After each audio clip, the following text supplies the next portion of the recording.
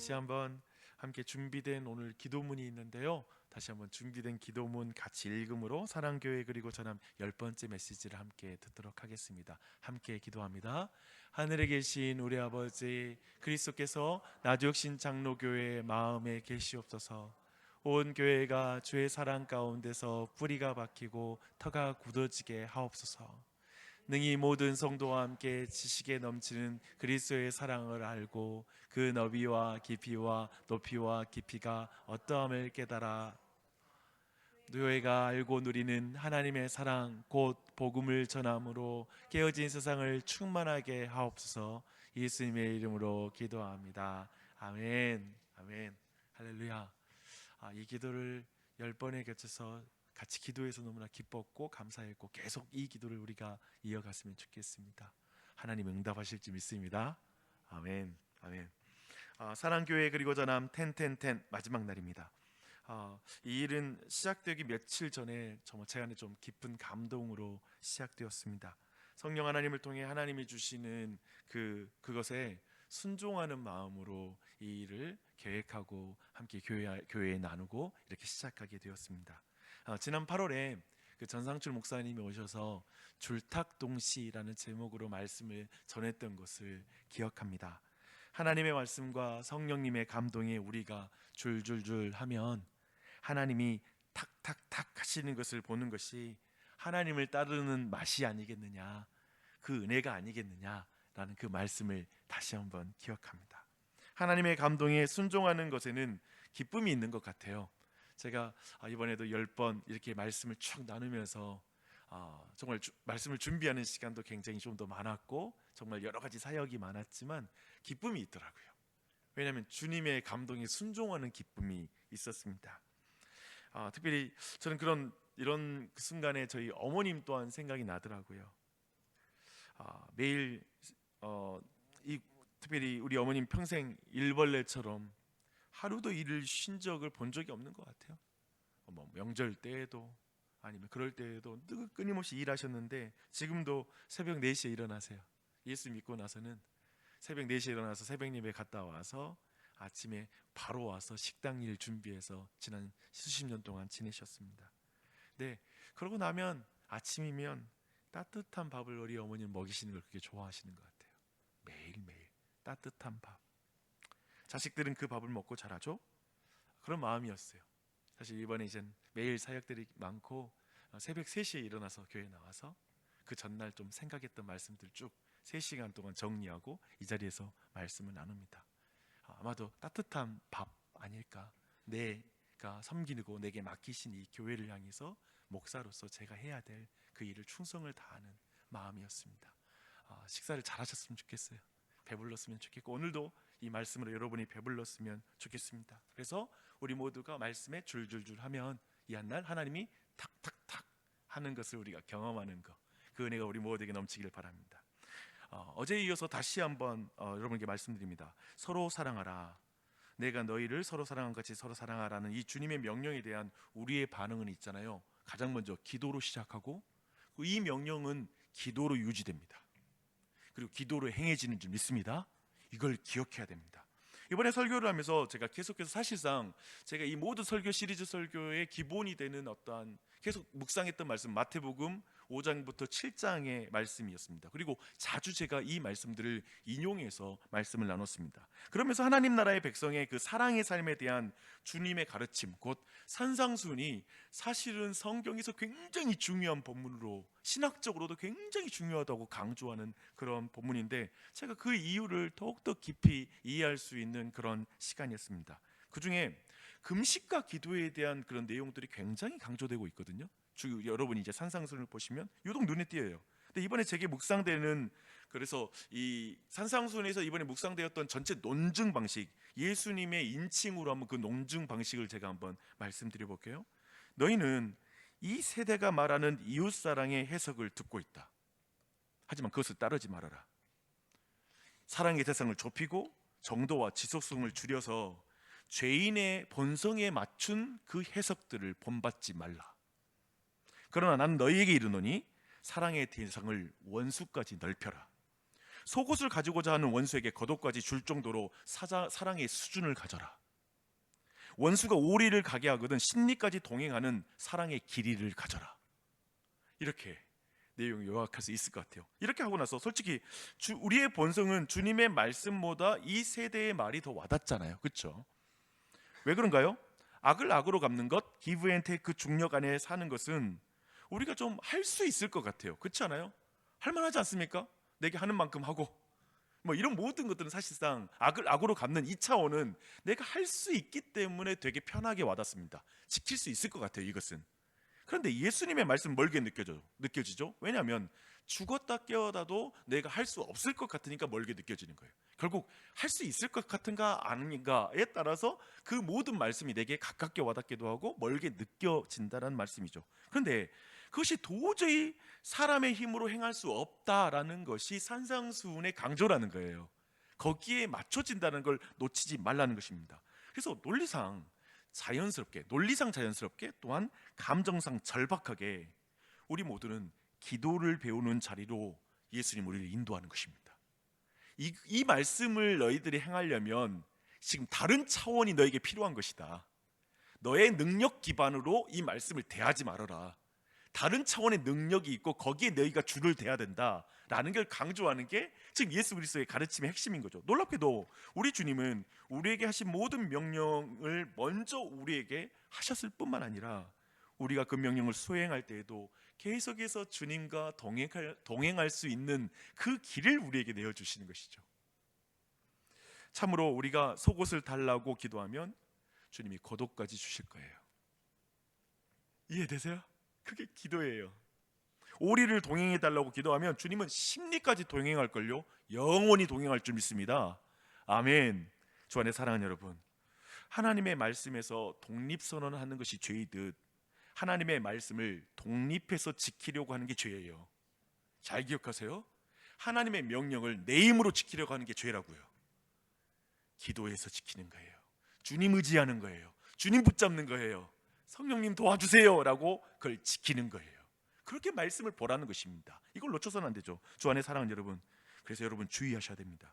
이웃사랑에 대한 주님의 가르침이 축소되면 곧 사랑의 대상과 지속성과 깊이가 캐논이라는 게 정경이라는 뜻인데, 캐논이라는 그 원어적 의미가 잣대예요. 잣대.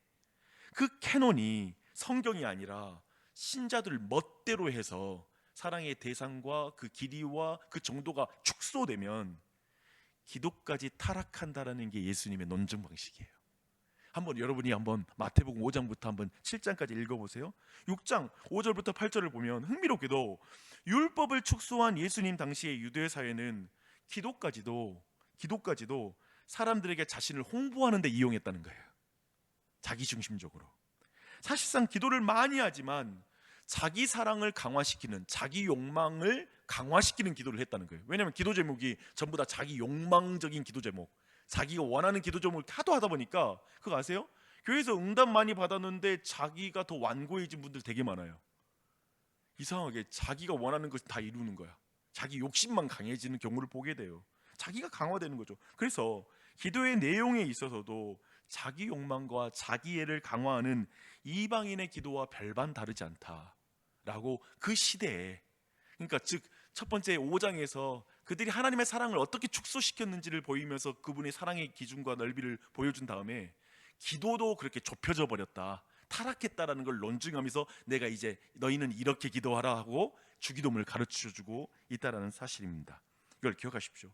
우리는 이웃사랑을 이 세대가 아니라 주님의 말씀에 따라 순종해야 하는데, 그렇게 되면 우리는 반드시 예수님이 가르치신 기도를 따라해야 됩니다. 그리고 기도가 강조되는 거예요. 자연스러운 거예요. 그래서 제가 볼 때는 나는 말씀은 잘하는데 기도가 안 돼, 그럴 수가 없어요. 같이 가는 거예요. 할렐루야. 기억하십시오. 그런데 기도도 이 세대를 본받지 말고 주님의 말씀에 따라 기도해야 한다. 그래서 주님이 가르치십니다. 너희는 이렇게 기도하라. 그러면 여러분, 우리가 주님이 가르치신 대로 기도하면 어떻게 되는지 아세요? 7장 11절에서 이런 약속이 있습니다. 너희가 악한 자라도 좋은 것으로 자식에게 줄 알거든 하물며 하늘에 계신 너희 아버지께서 구하는 자에게 좋은 것을 주시지 않겠느냐? 근데 이 말씀의 평행 본문인 누가복음 본문 보면요, 이렇게 말해요. 너희가 알할지라도 좋은 것을 자식에게 줄 알거든 하물며 너희 하늘 아버지께서 구하는 자에게 성령을 주시지 않겠느냐, 성령을 주시지 않겠느냐라고 말씀하십니다. 주 안에 사랑하는 여러분, 이 아침에 제가 굉장히 길게 지금 말하고 있죠. 요약할 실력이 부족한 것도 맞지만 제가 매우 의도적으로 지금 오늘 말씀 어떤 한 구절 딱 들어갈 텐데, 거기에 들어가기 전에 사랑의 명령과 기도의 중요성을 지금 나누고 있습니다. 그 관계에 대해서 깊이 여러분과 나누고 있습니다. 우리 주님이 사랑의 명령과 함께 기도의 명령을 함께 주고 계시기 때문에 그렇습니다. 그리고 거기 안에 밀접한 관련성을 잘 이해 못하면 우리는 너무나 많은 신앙의 오류 속에 빠져 들어가기 때문에 그렇습니다. 내가 너희를 사랑한 것 같이 서로 사랑하라. 곧 주님의 사랑의 너비와 길이 높이와 깊이처럼 너희도 사랑하라 라는 이 말씀을 축소시키면 우리는 궁극적으로 성령님이 필요 없는 기도를 하게 될 거라는 걸 주의하십시오. 굉장히 중요해요. 성령님이 필요 없는 기도. 생각해 보십시오. 우리가 예수를 믿고 오늘을 사는데 여러분이 기대하고 있는 건 뭐세요? 여러분이 오늘 아침에 기도할 제목 뭐예요? 생선을 달라고 하면 생선 주신 하나님, 돈을 달라고 하면 돈 주시고, 학벌을 달라고 하시면 학벌 주시고, 내 문제를 해결해 달라면 해결해 주고, 승진을 원하면 승진시켜 주시면 되는데, 좋으신 성령님을 준다고 하는 이 말이 낭패인 사람들이 많다는 거예요. 이해되세요? 이게 안 와닿는 사람이 더 많을 수 있다는 거예요. 교회 안에도. 아니 뭐야, 그냥 승진시켜달라면 승진해주고 그렇게 해주는 게 내가 좋아하는 그게 이루어진 게 중요한데? 라고 생각할 수 있다는 거예요. 그래서 이 말씀 무엇인지, 내가 좋으신 성령을 주지 않겠느냐라는 말씀이 와닿지 않는 사람이 존재할 수 있다는 것이죠. 도대체 왜 기도를 하는데 결국에 좋으신 성령님을 주십니까? 라는 말씀이 이해가 안 됩니다 라고 생각할 수 있다는 거죠. 오리를 가자고 하는데 자에게 십리를 가고, 속옷을 달라고 하는데 또한 겉옷을 주는 그 하나님은 우리에게 성령님 주십니다. 왜 그런지 오늘 말씀 볼게요. 왜 그런지, 그 말인지 볼게요. 이제 주기도의 내용 볼 차례입니다. 주님이 우리에게 다른 종교인 다른 사람을 몰라도 내 제자인 너희는 이렇게 기도하라 라고 하시는 부분을 보십시오. 11절 12절입니다. 오늘 우리에게 일용할 양식을 주시옵고 우리가 우리에게 죄 지은 자를 사하여 준 것 같이 우리 죄를 사하여 주옵소서라고 말씀하고 있습니다. 궁극적으로 우리의 영육을 생존케 하는 일용할 양식을 주시고 우리의 죄를 사하여 주는 분은 누구이십니까? 그분이 누구죠? 이 말씀의 궁극적으로 응답자는 누구이죠? 예수 그리스도이십니다. 그러나 어제 우리가 함께 깊이 여기서 논증에 대해서 이 주기도의 구조를 함께 살펴본 것처럼 일용할 양식을 구한다는 것은 오늘 내가 보는 모든 사람 중에 영적, 정신적, 육체적으로 굶주린 자들에게 주님 내게 주신 그 은혜의 양식을 내가 때에 따라 나눠줄 수 있게 해주세요 라는 기도라는 걸 어제 우리가 함께 살펴보았습니다. 그 사실 놓치지 마십시오. 동시에 교회는 이 사명을 이루기 위해서 일용할 양식을 교회는 구해야 돼요. 그렇죠? 또한 우리가 우리에게 죄 지은 자를 사하여 준 것 같이 우리 죄를 사하여 주시옵고도 동일한 맥락으로 그 성경을 봐야 된다는 거예요. 이 내용을 봐야 된다는 거예요.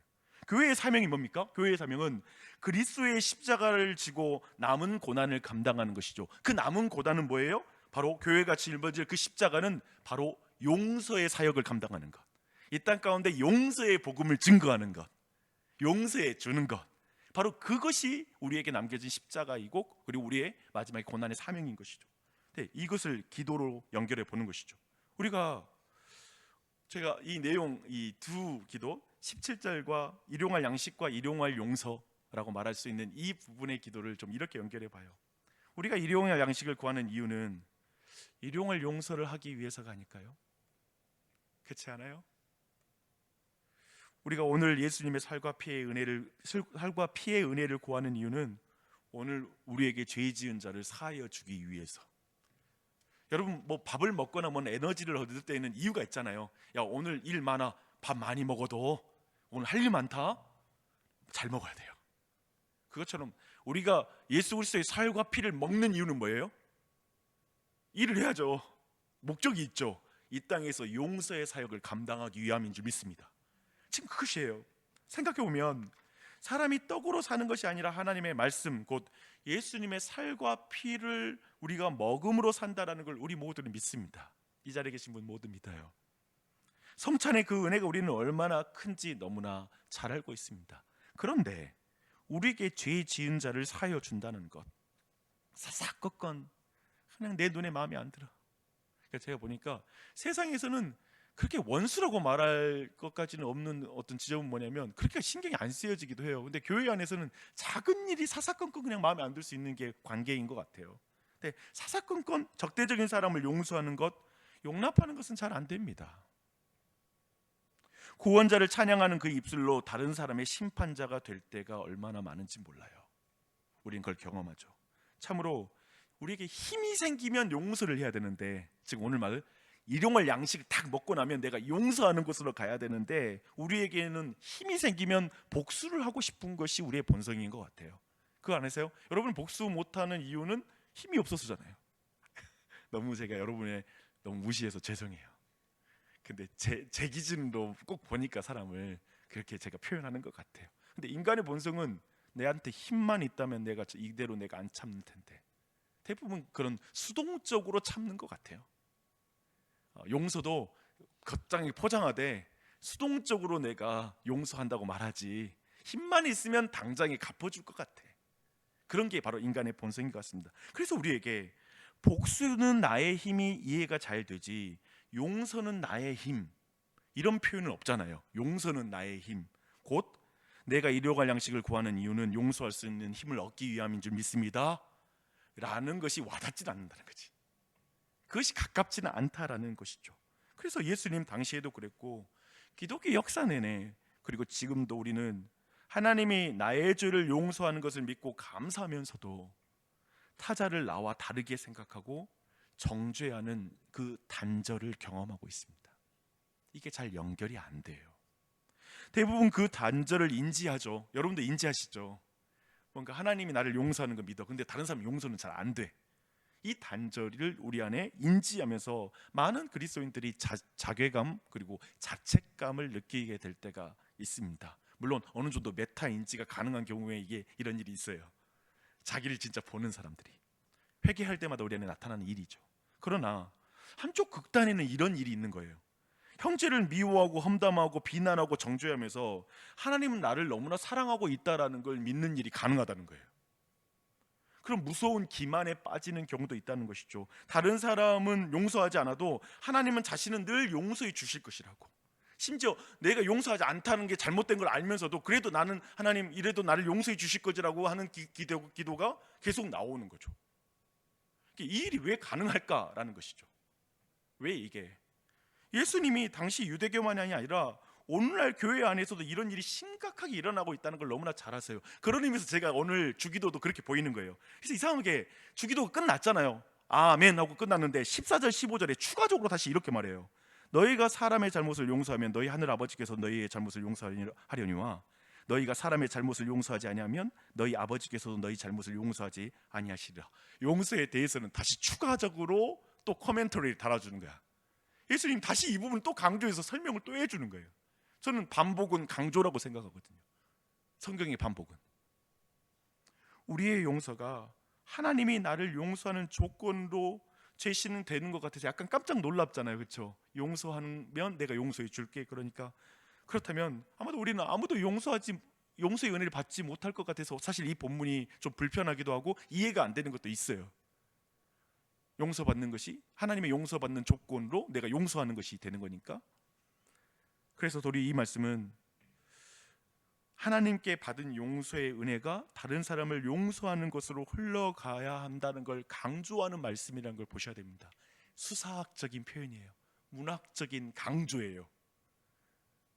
그러니까 뭐냐면 워낙 용서로 이어지지 않으니까, 받은 용서가 용서로 이어지지 않으니까 도리어 이걸 도치법으로 바꿔가지고 용서하는 것으로 너의 용서받은 것을 증거해라, 드러내라 라는 걸로 바꿔서 우리에게 강조해서 지금 이걸 명령하고 있는 것이죠. 그러니까 우리는 익숙한 것, 하나님 저 좀 용서해 주세요, 이게 익숙하죠. 하나님 내가 오늘도 용서하는 것으로 하나님께 받은 용서를 드러낼 수 있도록 도와주세요 라는 게 주기도라는 거예요. 되게 우리로 하여금 단지 하나님께 용서받는 신앙, 개념의 신앙을 가르치는 게 아니라 근본적으로 그 용서가 세상 속에서 드러나는 것으로 근본적으로 하나님의 나라를 이루어가는 것으로 주기도를 가르쳐주고 있다는 게 굉장히 중요한 관점의 전환입니다. 동시에 저는 이런 것 같아요.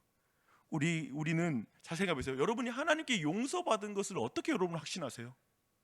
여러분 어떻게 그걸 확인하세요? 내가 진짜 하나님께 용서를 깊이, 그 사랑, 그 용서의 깊이와 넓이와 그 길이를 내가 깊이 체험했다라는 걸 어떻게 확신할 수 있죠? 이럴 수 있겠죠? 내가 용서받은 것을 내가 믿는다는 것을 믿는 것으로 그게 가능한가? 근데 그게 아니라 진짜 가능한 게 뭐냐면, 어제 내가 너무 미웠던 사람이 갑자기 마음에서 그냥 마음으로 품어지는 거예요. 그게 성경 오늘 말씀에는 그 증거인 거예요. 누군가를 용서하게 되고 용납하게 되고, 그 방금 전에 너무나 내가 속상했는데 성경 보면서 내가 다시 한번 마음을 고쳐먹게 되는 거. 그때 내가 하나님께 용서받았다는 게, 이게 내가 볼 때 성경에서 아마도 가장 클리어하게, 어떤 면면 자기 확신도 있지만 나 용서받았어 라는 자유함으로 경험했던 그것도 맞지만, 그렇게 성경에서 특별히 강조하고 있는 건 다른 사람이 용서하게 됐을 때 내가 하나님께 용서받은 그 깊이와 넓이와 길이를 알게 된다는 거예요. 체험한다는 거예요. 그 은혜가 우리 모두에게 넘치길 바랍니다. 아멘, 아멘. 이제 말씀 좀 정리할 때가 됐습니다. 10번의 설교와 오늘 아침에 많은 말씀을 지금 나눴습니다. 그러나 이 모든 것은 한 이미지로 다 수렴이 되는 것 같아요. 십자가에 달린 예수 그리스도입니다. 그분의 살과 피는 참된 양식입니다. 영생의 양식이죠. 그리고 그 예수님은 바로 우리를 용서하기 위해서 그 십자가에 달려 계십니다. 그 예수님 바라보십시오. 그리고 그 주님이 가르치신 기도에서 일용할 양식과 용서를 구하는 것은 사실상 우리가 그 십자가에 달린 예수 그리스도를 닮아가게 하옵소서라는 기도입니다. 주 안에 사랑하는 여러분, 이 기도가 그렇게 싫으신가요? 어떤가요? 어떠세요? 그 예수님 닮게 해달라는 기도, 너무나 좋은 것입니다. 이것이 기도가 되면 드디어 우리의 기도에 성령 하나님을 주신다는 게 너무 이해가 되는 거예요. 이게 기도라면, 저 예수님을 닮게 해주십시오 라고 한다면 이건 내 능력도 아니고 오직 성령으로만 가능한 일이니까. 그런데 성령님이 주시겠대. 기도하면 주시겠대요. 아멘, 아멘. 이걸 믿는 거죠. 주 안에 사랑하는 여러분, 그리스도의 제자는 성령 하나님이 최고의 응답인 기도를 드리는 자입니다. 성령님이 최고의 응답인 기도를 드리십시오. 그게 바로 주기도입니다. 필요한 것을 구하는 것이 죄가 아니라는 걸 좀 다시 한번 좀 높아시게 말씀드리면서 이 강조를 주목했으면 좋겠습니다. 특별히 사람과의 관계에서 용서하는 은혜와 함께 용서를 구하는 사랑을 행하십시오. 그게 사랑인 것 같습니다. 저는 용서를 하고 용서를 구하는 것은 하나님 사랑과 이웃 사랑처럼 동전의 양면인 것 같아요. 제가 볼 땐 용서하는 것은 굉장히 우리가 익숙하지만 용서를 구하는 부분은 되게 익숙하지 않을 수 있거든요. 저는 이게 동전의 양면이라고 보는 거예요. 저는 용서는 잘하는데요, 용서를 구하는 것은 잘 못하겠어 라고 말하는 것은 어불성설이라고 생각합니다. 하나님이 나를 용서하는 것을 믿는데 하나님께 용서를 구하는 것은 잘 못하겠어, 뭐 이런 말하고 비슷한 것 같아요. 자존심 상해가지고 나 하나님께 용서 자꾸 구하는 건 안 되고, 그러나 하나님 사랑이라서 날 늘 용서하시는 분이야, 난 그렇게 믿고 있어, 뭐 이런 말처럼 이상한 말 같아요. 잘 생각해 보십시오. 왜 그런지. 내가 용서하는 것은 난 잘하지만 용서를 구하는 건 안 돼라고 말하는 그 이유가 무엇인지 아마도 자기의에 가득 찼을 것입니다. 용서 구할 자에게 용서를 구하십시오. 그런 의미에서 용서를 구할 자에게 구하는 것, 그 또한도 용서의 은혜 안에 포함되는 것인 줄 믿습니다. 성령님의 인도하심 속에서 지혜 가운데 그 일을 행하십시오. 그리고 용서를 구하는 것이 얼마나 놀라운 사랑인지를 기억하십시오. 그래서 잘못했다고 말하는 것도 대단한 거예요. 은혜 아니면 할 수 없어요. 그리고 혹시 용서를 구한다면 그 사람이 반복적으로 용서를 구할지라도 친절히 대하면서 그대로 또 받아주십시오. 왜냐하면 우리가 하나님께 그렇게 기도하고 있으니까. 그리고 하나님이 그렇게 받아주고 있으니까 그렇게 사람을 대하십시오. 우리 주님께 받고 주님께 배운 바대로 하는 것 외에 다른 윤리는 없습니다. 그렇게 하십시오. 그렇게 나아감으로 나주혁신 장로교회가, 그리고 우리가 한번, 저는 어제도 다시 한번 설교를 들어봤어요. 지난 주일 말씀 한번 쭉, 오늘 이 말씀이 나는 너무 중요한 말씀이라서 한번 10번의 설교를 또 한번 들어보고 또 한번 들어보고 하면서 근본적으로 내 신앙의 중심이 근본적으로 사랑의 넓이가 넓어지고 길이가 길어지고 깊어지는 그 은혜 속에 예수 닮아가는 것, 그것이라는 사실을 기억하며 나아가는 우리 모두가 되길 바랍니다. 10일 동안 말씀 잘 들어주셔서 감사하고 순종해 주셔서 감사하고 또 이걸로 기도해 주셔서 감사합니다. 행복했습니다. 할렐루야. 아멘. 기도하겠습니다.